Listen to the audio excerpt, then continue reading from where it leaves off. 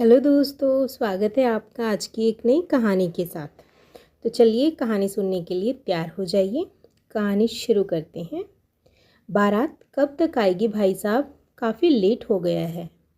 बस अभी आ रही होगी। अभी ब्रजमोहन जी से बात हुई है, कहीं वह लोग फंस गए हैं।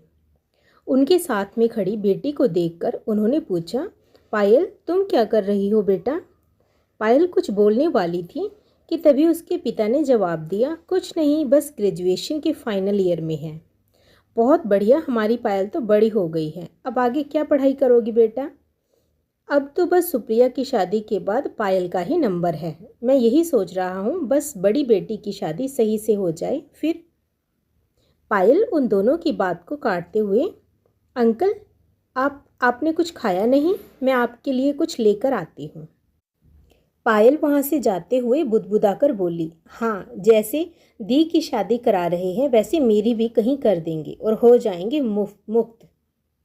उसने अपने हाथों को जोड़ते हुए कहा, हे भगवान, बस मेरी दी की सारी ख्वाहिशें पूरी करना।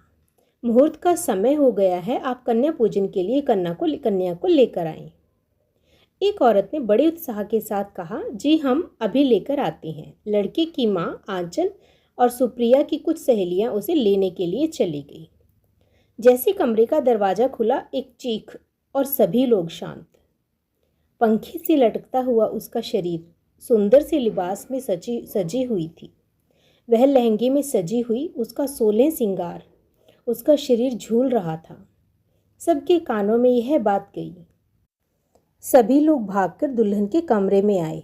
दुल्हन पंखे से लटकी हुई है, वह मर चुकी है। उसने आत्महत्या कर ली। वह कमरा अब लोगों से भरा हुआ था। किसी शख्स ने उसके शरीर को उठाकर धरती पर लिटा दिया। उसकी माँ ममता जी जो बेतहाशा रोई जा रही थी, पिता अपने सर को पकड़े कोने में बैठे हुए नजर आ रहे थे। पायल तो बदहवास हो गई थी। उसे तो समझ ही नहीं आ रहा था। इकलौती सहारा थी उसकी बड़ी बहन, दुख सुख का सहारा, जिससे वह ढेर सारी बातें करती थी। किसी औरत ने पायल को संभाल कर पकड़ा हुआ था। किसी को कुछ समझ नहीं आ रहा था कि उसने ऐसा क्यों किया। शादी की वह खुशियां अब मातम का मंजर ले चुकी थी। लड़की वालों का आगमन हुआ तो पता चला कि लड़की ने सुसाइड कर लिया है। सब एकदम शांत हैं। किसी को कुछ समझ में नहीं आ रहा कि वो क्या करें। सबके जहन में सिर्फ एक सवाल है कि इतनी समझदार और सुलझी हुई बच्ची ऐसा कैसे कर सकती है। बारात में आए तरह तरह के लोग सवाल उठा रहे थे। शादी नहीं करनी थी तो मना कर देती। माँ बाप की नाक कटवा दी और मर गई, जरूर कुछ गलत किया होगा।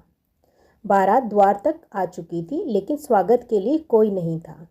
इस हादसे की खबर उन्हें लग चुकी थी। दूल्हे ने देखा कि वह प्यारे से लिबास में धरती पर सोई हुई थी और जो फिर कभी नहीं उठेगी। साइड में टेबल पर एक पेपर रखा हुआ था। न जाने किसी के दिमाग में क्या आया। रुको, लगता है इसमें कुछ लिखा हुआ है, किसी आदमी ने डरते हुए कहा। मैं जानती हूँ जो मैं करने जा रही हूँ वह बहुत गलत है। मुझे मेरी ज़िंदगी से अब घुटन होने लगी है। बचपन से लेकर 25 साल की उम्र तक मैंने सिर्फ घुट घुट के जीना ही तो सीखा है। माँ, आपने बहुत कुछ किया है मेरे लिए और मैं अब तक जिंदा थी तो सिर्फ आपकी वजह से, लेकिन अब मुझ में और सहने की शक्ति नहीं है। आपने एक ऐसे इंसान के साथ अपना पूरा जीवन लगा दिया जहाँ कभी भी आपको वह सुख और शांति ही नहीं मिली। मुझे आप लोगों ने पढ़ाया लिखाया इसलिए नहीं ताकि मैं अपने पैरों पर खड़ी हो जाऊं, इसलिए ताकि मेरी शादी में कोई विघ्न ना आए और मैं अच्छी तरह से एक घर से दूसरे घर चली जाऊं। वह भी सिर्फ आपने पढ़ाया माँ। अगर मेरे पिता का वजूद होता तो वह कब तक मेरी शादी कराकर अपना बोझ हल्का कर चुके होते। आखिर कब तक आप मेरे लिए लड़ोगे और इस इंसान की बातें सहोगे? मुझे पढ़ लिख कर अपने पैरों पर खड़ा होना था। लाइफ में बहुत कुछ करना था। मेरे लिए उन अजनबियों ने स्टैंड लिया। मेरे लिए उन्होंने वह सब कुछ किया जो शायद मेरे पिता कभी नहीं कर पाते। बस एक परमिशन ही तो मांगी थी उनसे कि मुझे जॉब करना है, लेकिन बदले में क्या मिला मुझे?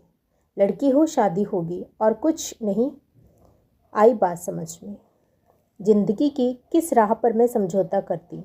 माँ ने मुझे सपोर्ट किया तो मैंने ग्रेजुएशन किया। आपने सपोर्ट से आपकी सपोर्ट से मैंने MBA किया, लेकिन ऐसी पढ़ाई का क्या फ़ायदा जो आगे चलकर मैं इसका यूज़ ही ना कर पाऊँ। सभी से मुझे पूछना पड़ेगा कि मैं यह काम कर लूँ अगर आपकी परमिशन हो तो।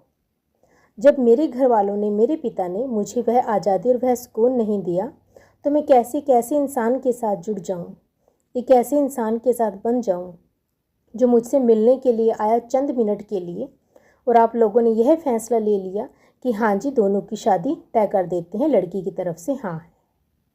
जबकि उस रिश्ते में मेरा होने वाला जीवन साथी मुझसे यह उम्मीद करता है कि मैं सिर्फ अब उसके घर में सीमित होकर रह जाऊं, जहां वह यह कहता है कि आगे फ्यूचर में क्या होगा मैं इसकी गारंटी नहीं दे सकता।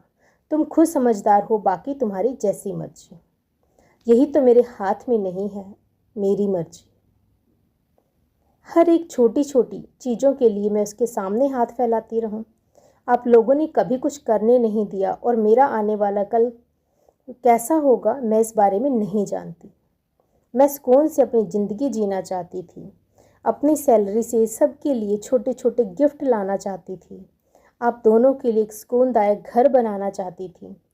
माँ, मैं आपकी तरह ज़िंदगी नहीं जी सकती। आपने घुट घुट के अपनी पूरी ज़िंदगी निकाल दी, लेकिन मैं ऐसी ज़िंदगी से बेहतर है कि मैं मौत को चुनूँ। मुझे यह शादी नहीं करनी थी, लेकिन आपने कहा बेटा शादी कर लो। आपकी खुशी के लिए मैंने हाँ बोल दिया। लेकिन मेरी खुशी का क्या? मेरी खुशी तो मेरी आज़ादी है, जो आप लोगों ने मुझे कभी नहीं दी।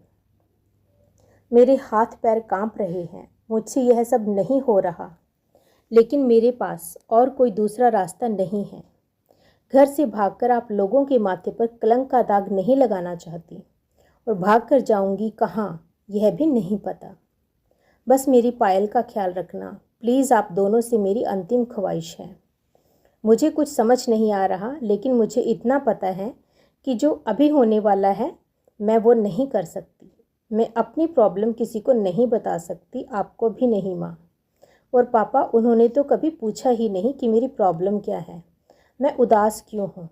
माँ, मुझे भी पता है कि आप भी किसी के दबाव में हैं, अपने पति के दबाव में। माँ, एक आखिरी बार बोल रही हूँ, आपको सिर्फ एक आखिरी गुड बाय। बहुत प्यार करती हूँ, सिर्फ आपसे और पायल से। एक छोटी सी प्रार्थना है आप लोगों से। बस भगवान जी से मेरे लिए यही दुआ कर लेना कि अगले जन्म में मुझे बेटी बनाकर ना भेजें, और भेजना भी है तो किसी ऐसे घर में भेजें जहाँ बेटियों को आज़ादी मिलती हो। गुड बाय, अपना ख्याल रखना। आपकी सुप्रिया। तो दोस्तों, ये थी हमारी आज की कहानी। इस पर आप क्या कहना चाहेंगे कमेंट सेक्शन में लिखना बिल्कुल भी ना भूलें। वीडियो को लाइक, शेयर और चैनल को सब्सक्राइब जरूर कर लेना। Thank you so much.